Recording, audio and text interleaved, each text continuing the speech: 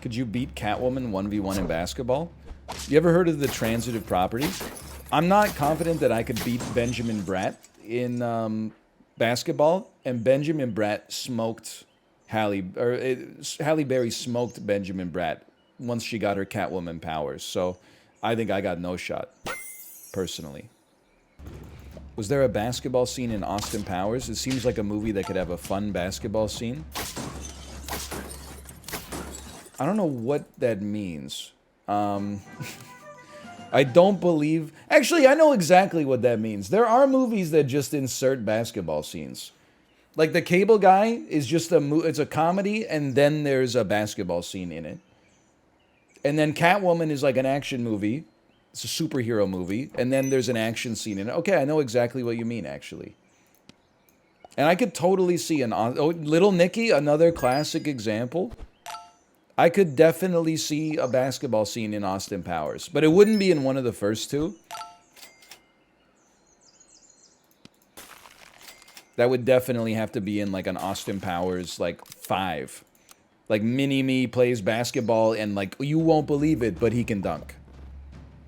Did you see the post where a Toronto DJ said Mike Myers got him fired as his bodyguard because he looked at him? I saw it on Reddit, and then it got trotted out to like all the content farms on the internet. And then like all the replies were like, yeah, in the Canadian film industry, it's well known if you look at Mike Myers, you're getting fired. I mean, like I always heard, and I've never worked with Mike Myers, and likely never will, especially after this hits the airwaves. But like, I always heard he was hard to work with. I assumed, you know, he was like, you know, a prima donna or something like that. I didn't know that it was like on the crazy level of like, if you look Mike Myers in the eyes politely, he will have you fired from your job. Like, that's crazy. If it's true, how insane is it that it's Mike Myers of all people? Like, you got fired from the set of the damn Love Guru or something like that for looking Mike Myers in the eyes. Like, that's so sad. The movie's not even good. Like, if Daniel Day-Lewis is idiosyncratic like that, you're like, okay, maybe he's an asshole, but you kind of... You don't, like, make excuses for it, but you're kind of like, okay, but he's Daniel Day-Lewis. Like, you know, he's got to be idiosyncratic to be that otherworldly in his talent. But, like, Mike Myers? Fat bastard? Imagine being fired from The Cat in the Hat. Well, I'm just like... I'm thinking of the Love Guru specifically just because there's, like... why is the dude taking himself so seriously?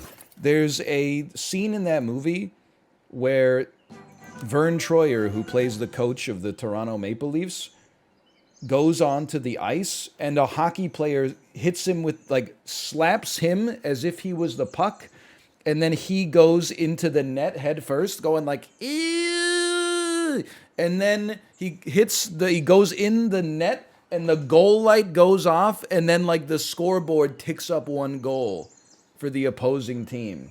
Like, you're not making high art here. Like, I don't understand what you're talking about. Like, what is he talking about?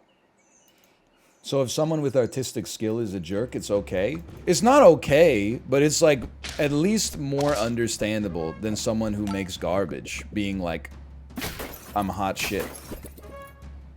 Like, you should... I don't think there's any reason that, like... let me put it this way. I've heard Dustin Hoffman, and again, this is like hearsay upon hearsay. I don't work in Hollywood.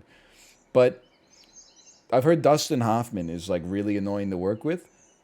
But he's a method actor. He's made some great movies. He's won an Oscar. You sort of get it. But, like, Mike Myers... How can you take yourself so seriously when you're doing the movies where you play every character in the movie? I am very Hercules Beetle pilled this week. Me, when I see the Beetle, Hercules. I'm sorry, I can't stop. Anytime I reference the Nutty Professor, something about it. See, Eddie Murphy, I don't know if he takes himself so seriously. If you look him in the eyes, you get fired from your job. When Grandpa Clump farts, and then Grandma Clump goes, "Who said my name?" "Yeah, I said your name. If your name is..." Oh, man. AFI's top 100 moments in comedy history. I can't, but I actually can't. He's a gigantic asshole, too? Man, I want to see like a behind-the-scenes documentary of how fucked up the work environment was on Shrek. Eddie Murphy and Mike Myers refusing to look each other in the eyes at any time. I don't know what the fuck's wrong with Cameron Diaz. Anything crazy about Cameron Diaz I should be aware of? John Lithgow. John Lithgow has had his moments too. Every once in a while on Shuffle, if we're listening to like kids songs in the car, I didn't know John Lithgow had a kids album. Here's a clip for you, librarian. It'll be like How Far I'll Go by Moana. Then Shuffle will kick in. John Lithgow singing in the bathtub.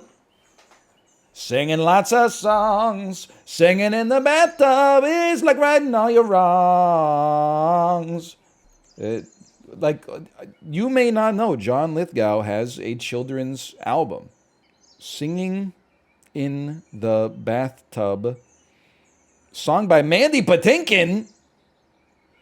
Is this just a rite of passage? Like all 90s actors had to sing this song? This shit is from 1999. Like, it's not even that old. John Lithgow, the album is called Singin' in the Bathtub. Full lyrics, please.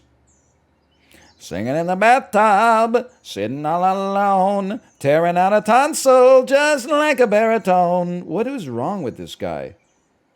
I mean, he's okay. I got nothing against John Lithgow. If that's really, like, Rick Moranis, Steve Martin, they play like bluegrass music to decompress. Maybe John Lithgow was like making children's songs. I don't know. I'm sure there's good reason for it. You know what? Toss me a lobster just to see how this shit goes, man. I'm listening to it. The impression is spot on. I thought it was pretty good. When I was doing it, I was like, I felt like I had it in me, and I did have it in me.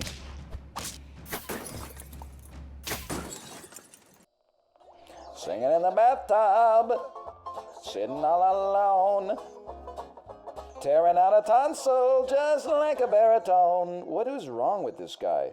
Singing lots of songs, singing in the bathtub is like righting all your wrongs.